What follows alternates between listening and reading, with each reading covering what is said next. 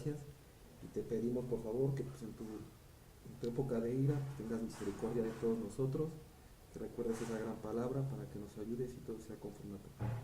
En nombre de Cristo Jesús. Amén, Señor. Estamos en el libro de los Hechos, estamos en el capítulo 2 del libro de los Hechos y hoy vamos a ver unos versículos que son del 37 al 41 del capítulo 2. Y la palabra de Dios dice así en estos versículos 37 al 41. Al oír esto, se compungieron de corazón y dijeron a Pedro y a los otros apóstoles: varones hermanos, ¿qué haremos? Pedro les dijo: arrepentíos y bautícese cada uno de vosotros en el nombre de Jesucristo para perdón de los pecados y recibiréis el don del Espíritu Santo. Porque para vosotros es la promesa y para vuestros hijos, para que todos los que están lejos, para cuando el Señor nuestro Dios llamare. Y con estas muchas palabras testificaba y les exhortaba diciendo: sed salvos de esta perversa generación. Así que los que recibieron su palabra fueron bautizados y se añadieron aquel día como 3,000 personas. Y el estudio se llama Las Buenas Nuevas.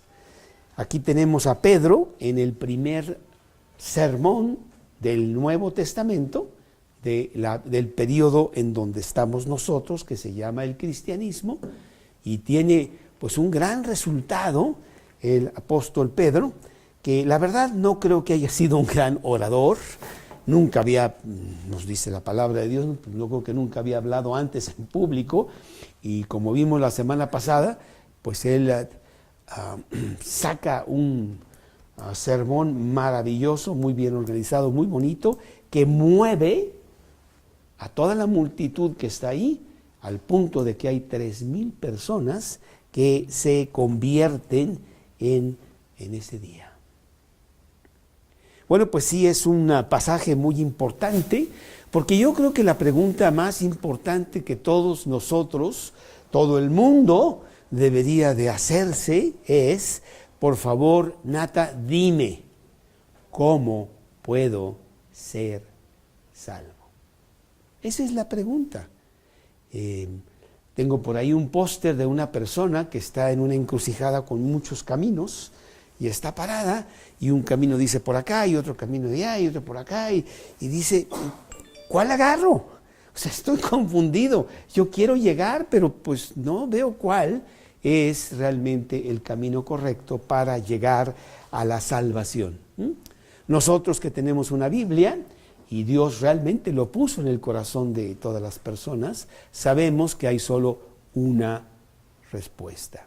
Y esa respuesta la podemos ver en Hechos 16:31, entre muchos versículos realmente. Voy a agarrar nada más un par.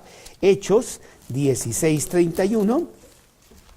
La palabra de Dios en ese pequeño versículo dice de esta persona, Hechos 16:31, y sacándolos les dijo: señores, ¿qué debo hacer para ser salvo? Ellos dijeron: cree en el Señor Jesucristo y serás salvo tú y tu casa. Ahí está la respuesta. Juan 14:6 dice, Jesús le dijo: yo soy el camino, la verdad y la vida, nadie viene al Padre sino por mí. Es un versículo muy fuerte, ¿no? Porque dice que Él es el camino. Él no dice yo soy un camino, Él dice el camino. Qué atrevido que diga soy el único camino. Yo soy la vida, todo lo demás es muerte. Yo soy el único puente para poder llegar a Dios. Nadie viene al Padre sino por mí. Pues esto es muy, muy fuerte, pero esa es la respuesta. Lo trágico de todo esto es de que la mayoría de las personas ni siquiera se preguntan tan grande cuestionamiento. Estamos muy, muy ocupados en tantas cosas de la vida que no tomamos el tiempo, la meditación de ver lo más importante de la existencia, que es la contestación a esta pregunta. Y no se la preguntan, y ahí están. ¿Sí? Ahora, los que se la llegan a preguntar, desgraciadamente también en su mayoría, tienen respuestas equivocadas a esa pregunta, pervirtiendo la verdad bíblica. Dios, en su misericordia y en su gran amor para con nosotros, ha preservado este libro que se llama la Biblia durante siglos, a pesar de la increíble persecución que este libro ha tenido. Este libro no debería de estar entre nosotros, y hoy es el libro más traducido, el libro más extendido en la tierra, en todo el mundo, porque aquí está esa respuesta, y Dios quiere que nosotros la encontremos y nos agarremos de ella. El gran problema del hombre está en Mateo 22:29. Erráis ignorando las Escrituras. Ahí está el problema. Entonces, o nunca nos hacemos esa pregunta, o nos hacemos esa pregunta y tenemos respuestas equivocadas y no lo que dice la Biblia. ¿Qué respuestas podría haber? Está, número uno, la respuesta legalista.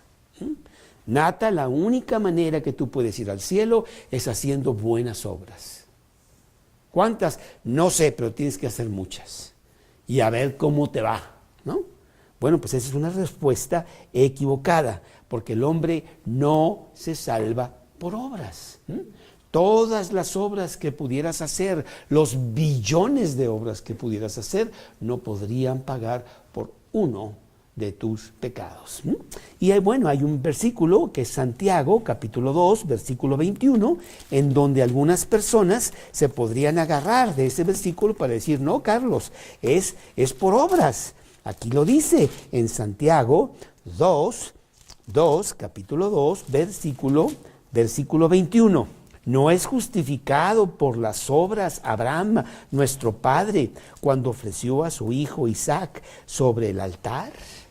¿No fue él justificado por obras? Bueno, estamos sacando el versículo fuera de contexto. Muchas veces nosotros agarramos un versículo y lo sacamos y no vemos todo lo que está diciendo el pasaje. Tú puedes sacar un versículo del Antiguo Testamento en donde podrías tú justificar el matar a tu vecino. Aquí dice en la Biblia. No, pero es que estás agarrando un pedacito. Tienes que leer todo el pasaje para entender qué es lo que dice, porque tú tendrías que empezar desde el versículo 14 aquí. Hermanos, ¿de qué aprovecha si alguno tiene fe y no tiene obras? Claro que yo tengo obras, pero las obras solamente evidencian que yo tengo la salvación que obtuve por fe, ¿sí? Romanos capítulo 4, versículo 2, Romanos 4, versículo 2, precisamente hablando del mismo padre Abraham, dice el apóstol Pablo que no, la salvación no es por obras, no podría nunca ser por obras, terrible que fuera por obras, porque yo nunca llegaría. Capítulo 4, versículo 2 de Romanos, porque si Abraham fue justificado por las obras, tiene de qué gloriarse, pero no para con Dios. Porque ¿qué dice la Escritura? Que creyó Abraham a Dios y le fue contado por justicia. Pero al que obra no se le cuenta el salario como gracia, sino como deuda, ¿sí? Si yo hiciera muchas obras y de esa manera yo me voy al cielo, pues Dios me debe mucho. A ver, Dios, págame, es más, creo que me pasé, entonces dame, ¿no? No, Dios no nos debe a nosotros nada, ¿no? Fue Romanos capítulo 4, versículos 2 al 4, o Romanos 3:20. Romanos 3:20, que es otro versículo, muchos hay, que dice así, dice, ya que por las obras de la ley ningún ser humano será justificado delante de él. Entonces, no, nosotros no vamos a llegar al cielo por nuestras obras. Entonces, esa pregunta no se podría contestar así. Haz muchas buenas obras y a ver cómo te va. Ese es el punto de vista legalista. El punto de vista moralista, que es otro punto de vista, es de que los buenos se van al cielo y los malos se van al infierno. Y eso lo toman de Juan 5:28. Y ahí dice, no, Carlos, mira, aquí dice que esta es la manera como el hombre llega al cielo. Tiene que portarse bien, ser muy bueno, porque aquí dice, mira, dice el Juan 5:28 y 29, no os maravilléis de esto, porque vendrá la hora cuando todos los que están en los sepulcros oirán su voz, y los que hicieron lo bueno saldrán a resurrección de vida, mas los que hicieron lo malo a resurrección de condenación. Aquí está, dicen los moralistas, pero no es así, porque hay otros muchos pasajes que contradecirían este versículo. Este versículo habla de que efectivamente los que tienen a Cristo en su corazón como evidencia de tenerlo, hacen buenas obras. Y los que no tienen a Cristo en su corazón, por no tener a Cristo, pues sus obras no lo evidencian, ¿no? Entonces no está hablando de eso, y por eso necesitamos tener cuidado con la Biblia para citarla bien, ya que Efesios capítulo 2, versículos 8 y 9, dice que el hombre no es justificado por la ley, no es justificado por las obras. Efesios capítulo 2, versículo 8 y 9, porque por gracia sois salvos por medio de la fe, y esto no de vosotros, pues es un don de Dios, no por obras, para que nadie se gloríe.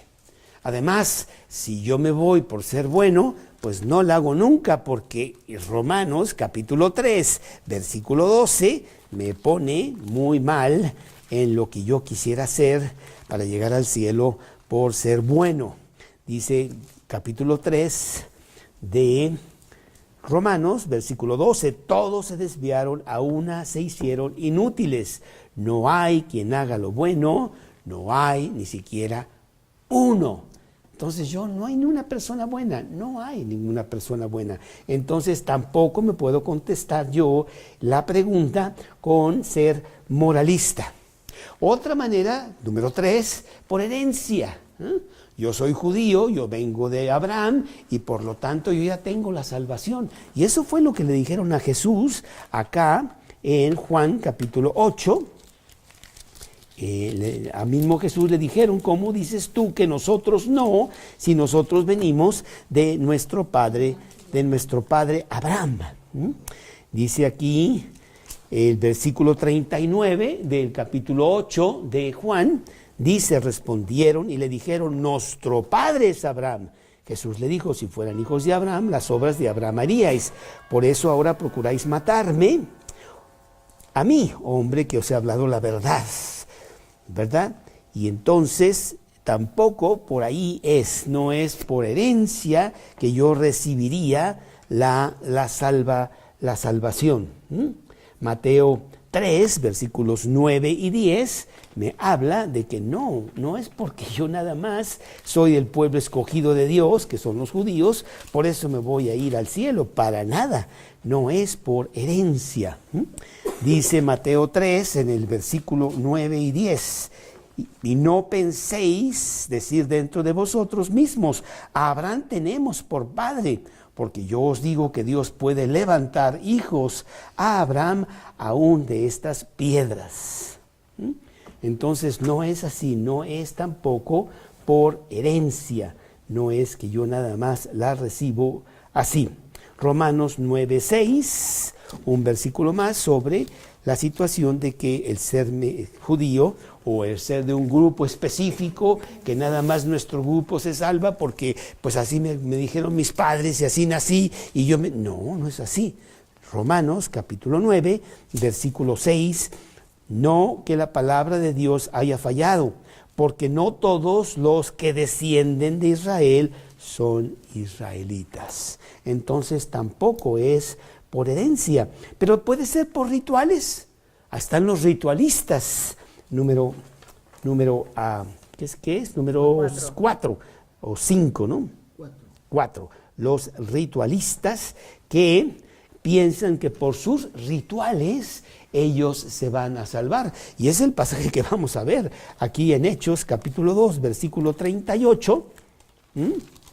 Dice aquí el versículo 38, Pedro les dijo, arrepentíos y bautícese cada uno de vosotros en el nombre de Jesús para perdón de pecados. Entonces lo que yo tengo que hacer es bautizarme. Y con el bautizo tengo, y ya me voy al cielo. Ahorita vamos a ver que eso tampoco es así. Imagínate Jesús que viniera a poner una serie de rituales cuando él estaba tratando precisamente de tumbar todos los rituales fuera de la Biblia que tenían los judíos y que tenían una serie de rituales que realmente no eran así. Bueno, también están los número 5, los universalistas, que piensan que todo mundo se va a salvar. Dios es muy bueno, Él va a salvar a todos, un poquito más, un poquito menos, pero de panzazo pasamos todos, ¿no? Bueno, pues eso lo toman de Romanos 5:18, y ahí dice, no, mira, ahí dice que todos nos vamos a salvar. Y dice Romanos 5:18, así que, como por la transgresión de uno vino la condenación a todos los hombres, de la misma manera por la justicia de uno vino a todos los hombres la justificación de vida. Otra vez estamos tomando el versículo fuera de contexto para sacar toda una doctrina que no es así. No es que todos los hombres se van a salvar, porque no va a ser así, ¿no? Los que se van a salvar son aquellos que reciben a Cristo en su corazón para perdón de sus pecados. Mateo, déjenme ver qué fue aquí, universalista. Mateo 5:13. Mateo 5:13, aunque no me gusta, pero no sé por qué lo puse, déjame ver qué dice, pero creo que sí dice lo que pienso y entonces no es. No, ese no es los universalistas, en donde dice que todos, los que tienen normas y los que no tienen normas, y los que van y los que no vienen y los ateos, todo el mundo se va a salvar. Pues no es así, ¿no? Dice Mateo capítulo 5, versículo 13, a ver si es lo que yo quiero o no es. No es, ¿verdad? Entonces tendré que buscarlo después, porque yo puse aquí Mateo 5:13 y no me acuerdo ahorita de uno que diga... Pues cualquiera que diga que te salvas por fe. Exactamente, sí, exacto, sí, que tenemos todos los anteriores, ¿sí? Bueno, pues estamos malinterpretando la Biblia. Si queremos nosotros conocer la respuesta correcta a esa pregunta, ¿cómo puedo yo ser salvo? Pues hay que ir a la Biblia, y Pedro nos da la respuesta en este precioso pasaje de Hechos, en donde él concluye su plática que acaba de tener con todos ellos de esta manera. Una apelación a los que están oyendo, a todas estas personas que yo quiero pensar que están oyendo en diferentes lenguas, porque acabamos de ver que eran cretenses y que eran persas y que eran elamitas y que eran de Egipto y que eran del Pontos y bueno, de todos, y que ahí está Pedro predicando pues nada más en lo que él sabía. Yo no creo que él sabía más que una lengua, y sin embargo todos le están escuchando. Y él termina con una apelación en este pasaje que estamos viendo nosotros en esta noche. Tan es así, tan fuerte fue su predicación, que pues están devastados todas estas personas. Quiero decirte que la mayoría de estas personas fueron los que dijeron, crucifícale. Fueron los que instigaron a que Pilato ya no tuviera la alternativa, sino decir, bueno, pues ahí se los entrego y a ver qué hacen, yo me lavo las manos, ¿sí? Entonces eran personas que realmente como que no tan fácilmente las convertirías a reconocer que ellos estaban mal. Pero sin embargo dice aquí el versículo 37 que al oír esto, ¿al oír qué? Pues al oír el sermón de Pedro, se compungieron de corazón. Y la palabra Compungir es atravesar de una manera instantánea, de una manera sorpresiva, de una manera contundente, como cuando le atravesaron la lanza a Jesús, el corazón, para asegurarse de que estaba muerto. Así ellos sintieron un piquete muy duro en el corazón, como diciendo, ¿qué hicimos? Y precisamente el versículo dice eso. Al oír esto se compungieron de corazón y dijeron a Pedro y a los otros apóstoles, varones hermanos, ¿qué haremos?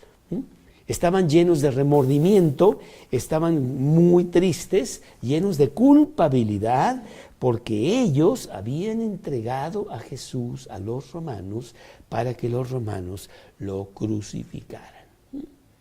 ¿Sí? Y no solamente eso, sino que ellos se sentían cómplices de ello. Pues si nosotros lo hicimos, nosotros fuimos los que hicimos todo esto. Juan 19, 15 y 16. Juan 19, 15 y 16. Juan 19, 15 y 16 dice así. Pero ellos gritaron, desde el 15, Juan 19, 15, pero ellos gritaron, fuera, fuera, crucifícale. Pilato les dijo, ¿a vuestro rey he de crucificar? Respondieron los principales sacerdotes, no tenemos más rey que César. Así que entonces lo entregó a ellos para que fuese crucificado. Bueno, pues habían cometido un gran pecado, habían crucificado a aquel Mesías que con tantas ansias y con tanta plegaria habían pedido a Dios que llegara. Y cuando llegó, pues ya ni lo reconocieron y al contrario, lo rechazaron y lo mataron. Y bueno, también yo creo que estaban pues muy temerosos de la ira de Dios. Si nosotros hicimos eso contra Dios, ¿qué va a pasar con nosotros? ¿Sí? Aquí mismo Pedro sí utilizó eso en su discurso, en el capítulo 2, un poquito antes, lo vimos la semana pasada, aquí en el capítulo 2 de Hechos, en el versículo 24, 23, a Jesús, entregado por el determinado consejo de Dios y anticipado conocimiento de Dios, prendisteis y matasteis por medio de inicuos, crucificándole. Y luego el 31 y el 32 aquí mismo, viendo antes, habló de la resurrección de Cristo, que su alma no sería dejada en el Hades. A este Cristo lo resucitó. Y él cita el Salmo 110, que es un salmo en donde Dios dice que Él va a poner a todo mundo en el estrado bajo sus pies. Entonces tenían mucho miedo y pues entonces, ¿qué va a pasar con nosotros por haber hecho esto con Jesús? Y por último, pues no había más remedio, pues ya lo hicieron, ni modo que se fueran para atrás a deshacer lo que realmente ya lo habían hecho. Entonces había angustia, había desesperación, había remordimiento, había culpabilidad de lo que habían hecho estas personas. Inclusive podían decir, bueno, yo creo que Dios ya nos rechazó. O sea, nosotros ya no tenemos perdón de Dios. Hemos cometido un pecado tan grave que Dios no va a tener ninguna misericordia de nosotros, pues no conocían al Dios verdadero que tiene misericordia de cualquiera, a pesar de que permite muchas cosas que nosotros hacemos en contra de Él. ¿Sí? El mismo Pablo, que bueno, había sido un gran perseguidor de la iglesia y había hecho tantas cosas en el nombre del fariseísmo contra los cristianos. Hechos 22:10 dice que bueno, realmente Pablo fue terrible, ¿sí? Pero él recibió misericordia de Dios, y no solamente misericordia, sino que vino a ser el gran predicador para Dios.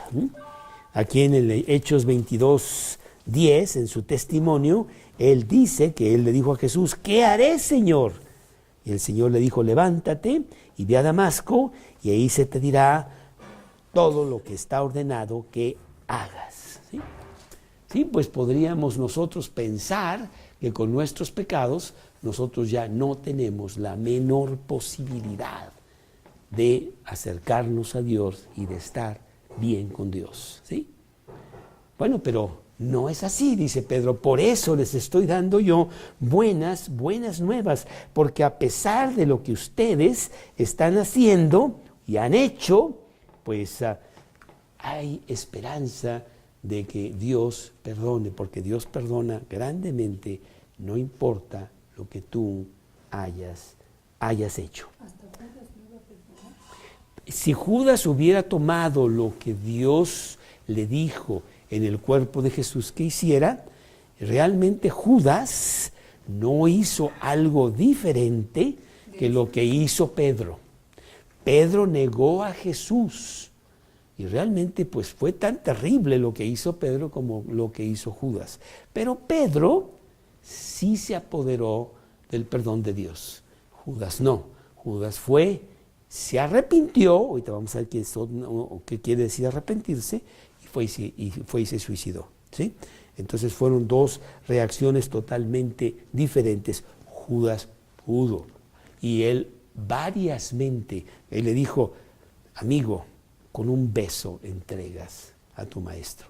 Les estaba dando toda la oportunidad para que él hiciera algo. Bueno, entonces, ¿qué haremos? ¿Qué vamos a hacer? Dijeron todos ellos. Y Pedro da la respuesta en el siguiente versículo. Pedro les dijo: arrepentíos y bautícese cada uno de vosotros en el nombre de Jesucristo. Bueno, pues aquí vamos este es muy importante que desglosemos, desmesuremos un poco este versículo para entenderlo bien. Lo primero que él dice es que debemos de arrepentirnos. El arrepentimiento, metanoia es la palabra griega exacta de arrepentirse, y quiere decir cambiar de rumbo. Quiere decir cambiar de situación. Voy por un camino, tengo que tomar un camino muy diferente. Un cambio de rumbo. Y es una palabra que constantemente está saliendo en el Nuevo Testamento. La usó Juan el Bautista, ahí en Mateo, capítulo 3, versículo 2, en donde les decía a las personas, Juan el Bautista, capítulo 3, versículo 2, y diciendo: arrepentíos, porque el reino de Dios se ha acercado. El mismo Jesús también, aquí en Mateo, capítulo 4, versículo 17, Jesús mismo dice: desde entonces comenzó Jesús a predicar y a decir: arrepentíos, porque el reino de Dios se ha acercado. Está citado muchas veces porque es el punto clave para la salvación. Yo tengo que venir a Dios, yo tengo que pedir perdón, yo tengo que reconocer que soy un pecador y vengo arrepentido a cambiar de rumbo, a ser una nueva persona en el poder de Cristo. Aquí en el libro de Hechos está la palabra arrepentidos por todos lados, y nomás quiero poner las citas para que estén en la predicación, pero tú puedes apuntarlas o no, porque sí son muchas. Hechos 3:19, Hechos 5:31, Hechos 8:22, Hechos 11:18, Hechos 17:30. Vamos a leer nomás ese, para que veas que sí estoy citando los versículos en donde dice arrepentíos. 17:30, dice así, 17:30, pero Dios, habiendo pasado por alto los tiempos de esta ignorancia, ahora manda a todos los hombres en todo lugar que se arrepientan. Esa es la clave. Ahí está para poder contestar esta pregunta: ¿cómo debo yo ser salvo? Hechos 20:21, Hechos 26:20. Por todos lados está esa palabra: arrepentíos. Y el arrepentimiento no es por miedo a las consecuencias de lo que me puede pasar. No, Señor, porque entonces es un arrepentimiento mal llevado. Eso es lo que hizo Judas. Él se arrepintió, tiró las monedas y dijo, ya no quiero las monedas, pero su arrepentimiento no fue más que por miedo a las consecuencias. Lo que Dios quiere es que nosotros nos arrepintamos acongojados por lo que hemos hecho, por la gravedad del pecado, porque realmente hemos hecho muy mal las cosas y es muy diferente. Y es más, acá en 2 Corintios capítulo 7 pone Pablo la diferencia de esas dos clases de arrepentimiento: arrepentimiento por miedo o arrepentimiento porque le has fallado al Dios Todopoderoso y quieres estar en regla con Él. Está en 2 Corintios capítulo 7, versículo 10. 2 Corintios 7, 10. Porque la tristeza que es según Dios produce arrepentimiento para salvación, de que no hay de qué arrepentirse, pero la tristeza del mundo produce muerte. Entonces tenemos que tener el arrepentimiento correcto, les dice Pedro. Arrepentíos, señores, para que no importa que ustedes lo hayan crucificado, no importa que ustedes hayan hecho esto para con el Mesías, Dios tiene un plan maravilloso para ustedes. Pero ese arrepentimiento tiene que ser sincero. Ese arrepentimiento trae como consecuencia un cambio en mi vida. La persona que recibe a Cristo en su corazón y no tiene cambios en su vida, no ha recibido nada. Fue nada más palabras bonitas que dijo por ahí, pero no hay cambio. Un niño que no crece cuando nació, pues no ha nacido, está muerto. Hay cambios, hay señales, y la señal es de que tú ya no eres la misma persona.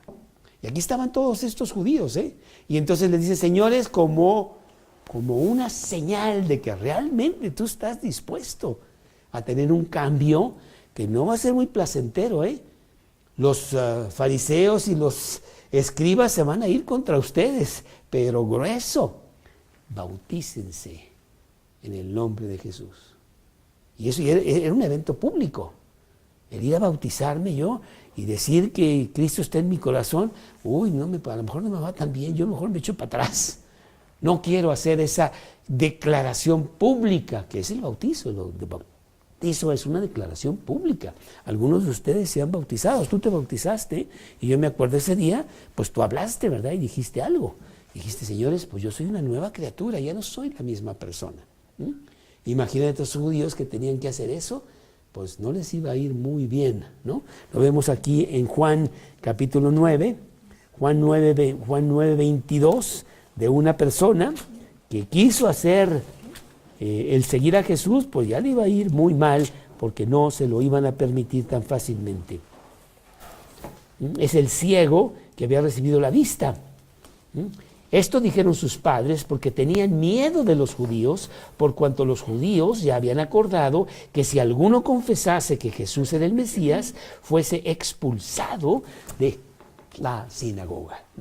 Entonces las personas que se convertían a Cristo estaban pagando bien caro lo que estaban haciendo. Más adelante pues los estaban ya matando, ¿no? Pero es importante que se pague el costo. El costo es, yo voy a ir contra la corriente, el mundo no le va a gustar que yo vaya en contra de eso, y ya no voy a hacer esto, ya no voy a hacer aquello, y al no hacerlo sin decir nada, pues los estoy atacando, porque ya no hago lo que ellos hacen, al contrario, voy en sentido contrario, y eso trae persecución, eso trae rechazo, y a muchos no les gusta eso, ¿no? Pero esa es una de las señales del cristiano. El cristiano es perseguido, es parte del territorio, es parte de los beneficios de ser cristiano, y a veces los matan. Y entonces él está diciendo, bautícense para que pues sea una señal de que realmente ustedes han tomado un nuevo rumbo, aún en contra de las tradiciones y de lo que se hace en el judaísmo, ¿sí? Estaba pidiendo algo importante, y lo estaba pidiendo porque el bautismo no salva. El bautismo no es el que trae el perdón de los pecados, es la fe en Cristo lo que trae el perdón de los pecados. El bautizo nada más es una señal de que yo ya en el pasado me había bautizado por dentro. El bautizo es ser nuevo, resucitar, ser una nueva persona, ¿sí? Entonces aquí lo que dice, ¿verdad? No es que el bautismo es el que te da la salvación, para nada. El bautismo, agua, para nada te da la salvación. Un poquito de agua no te trae la salvación. Lo que te trae la salvación es la fe de Cristo. Como también si vemos ahí este pasaje de Lucas, ¿dónde está?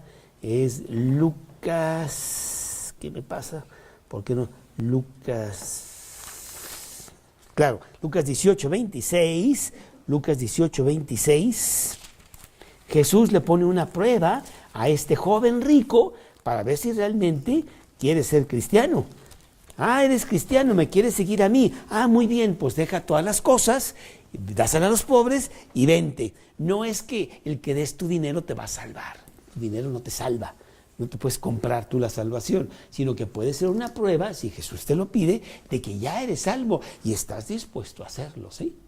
Se lo dice al joven rico y el joven rico dijo, nos vemos, yo prefiero mejor mis depósitos ahí en el banco y pues ahí nos vemos, ¿no?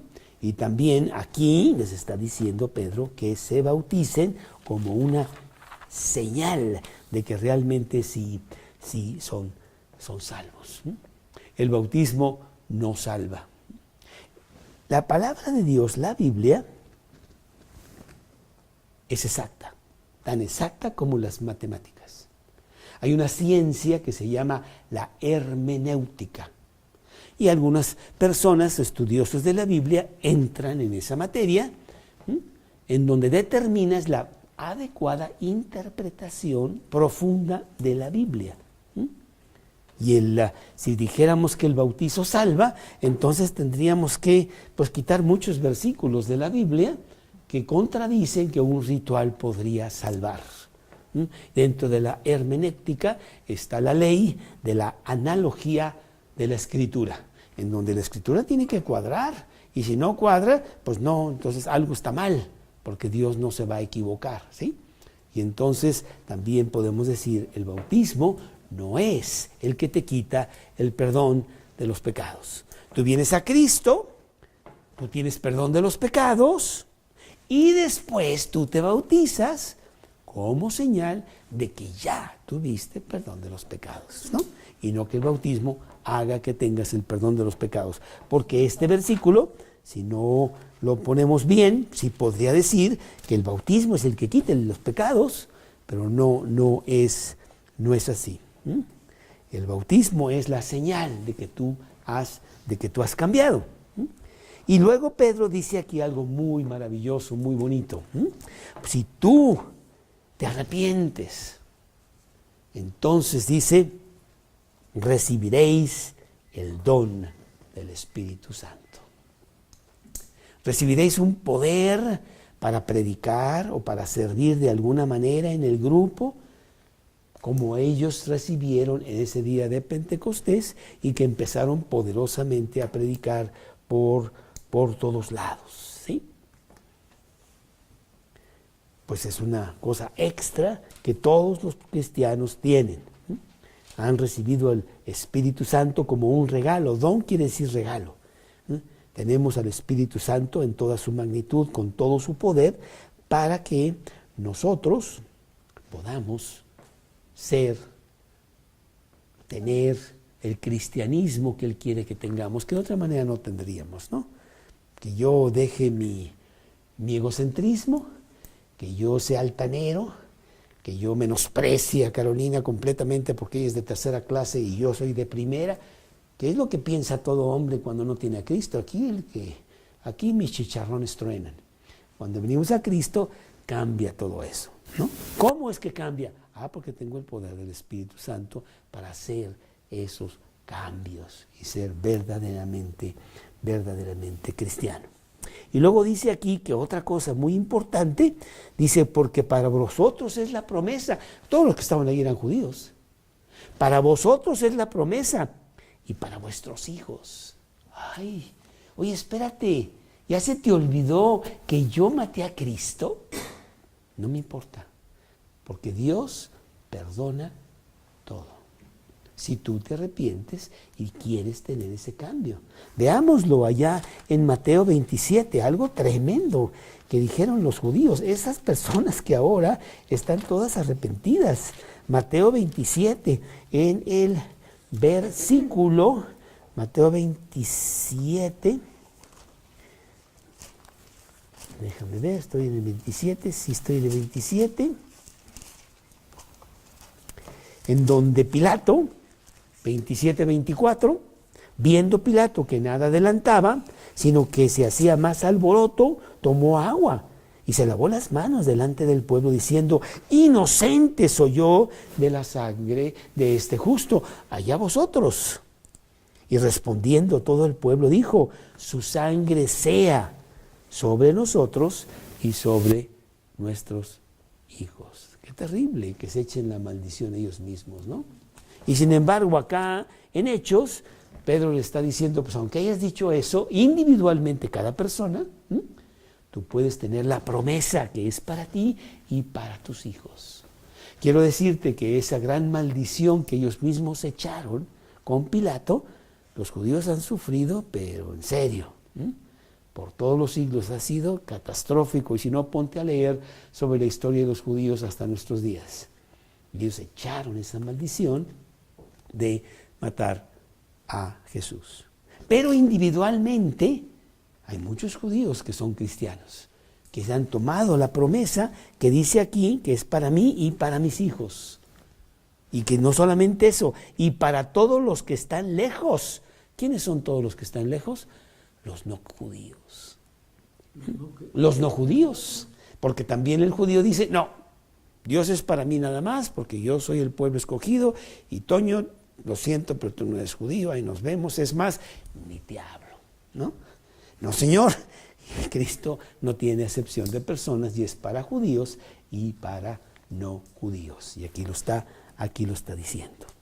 Y otras muchas palabras, con otras muchas palabras, testificaba y les exhortaba diciendo, sed salvos de esta perversa generación.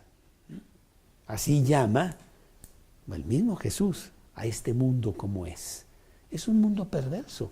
Jesús mismo, déjame ver, porque aquí él lo dice, aquí en Mateo 12:39, por ejemplo, él habla de que el mundo es perverso y de que está muy en contra de las cosas de Dios. Él respondió y les dijo, la generación mala y adúltera.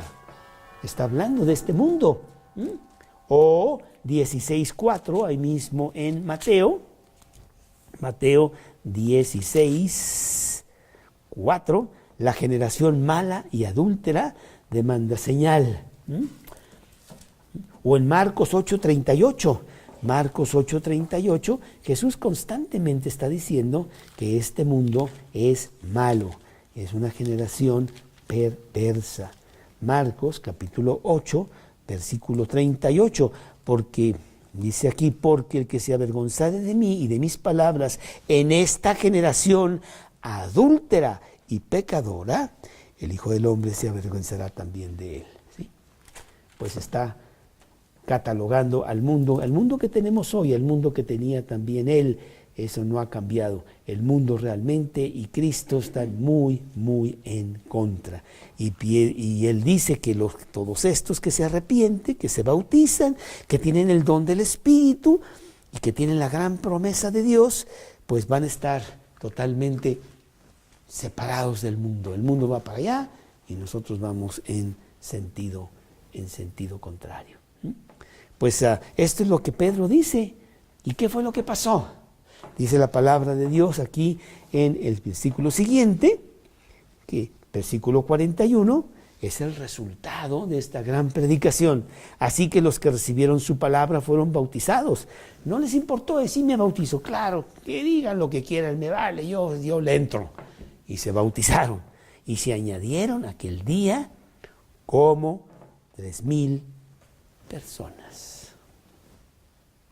Nunca en los 3 años de Jesucristo estar predicando, como en el gran sermón de la montaña, estar haciendo milagros con las personas, levantando muertos, que los evangelios dicen que hubo cuando menos 3, que la gente vio que levantó los muertos. Él nunca tuvo tantas conversiones. Y Pedro, en un solo día, en una sola predicación, 3,000 personas. ¡Wow! Así opera el Espíritu Santo. 3,000 personas que irían contra la corriente, 3,000 personas que empezarían a predicar. No eran personas que dijeron que sí, después fueron a sus casas y se olvidaron. Personas que realmente se comprometieron y empezaron a cambiar todas las cosas para que todo el imperio romano llegase en unos años a ser cristiano. Se empezó a incendiar totalmente por todo el mundo el cristianismo. Una secta, un poquito derivada del judaísmo, así decían. No, para nada. Y bueno, vemos que han pasado más de 2,000 años y está más poderosa que nunca, porque dice Cristo que ni el Hades mismo, el infierno mismo, podrá prevalecer contra su iglesia, el cristianismo. ¿Sí? Pues muy bonito, y eso lo dice Dios que lo hagamos nosotros, ¿sí? Que tengamos esta fuerza. Y vamos a ir viendo aquí en el libro de Hechos constantemente cómo estas personas valientes y poderosas empiezan a hacer un verdadero escándalo por todos lados que va a llegar hasta Roma. Y finalmente, Roma misma va a recibir a Cristo ahí en el año 312 con Constantino. Tomó unos meses, pero de todas maneras vino, ¿no? A lo mejor me fui un poquito rápido, pero es culpa de Carolina porque empezamos tarde. Entonces, pues ni modo, que no cene hoy y ya está. Pero de todas maneras creo que tuvimos una muy bonita enseñanza y vamos a orar. Señor, te damos gracias, muchas gracias por darnos estos estudios tan bonitos, porque pues nosotros tenemos esto que vemos en los apóstoles, que vemos en estas personas que se convertían, que estaban incendiando su mundo para Cristo, y nosotros estamos siendo llamados a hacer lo mismo, que salgamos, que vayamos, que les digamos a las personas que todas las cosas que están pasando tienen una finalidad: voltear a Jesús y ser salvos. Que si están muy bien, que si están muy mal, que si están enfermos, que si están sanos, que si hay lluvias o no hay lluvias o lo que sea, realmente necesitamos contestar la pregunta: ¿qué debo hacer para ser salvo? Y la respuesta es venir a Cristo, porque Él ya pagó todo en la cruz. Gracias por ese tremendo regalo, Señor. Te lo pedimos en el nombre de Cristo Jesús. Amén.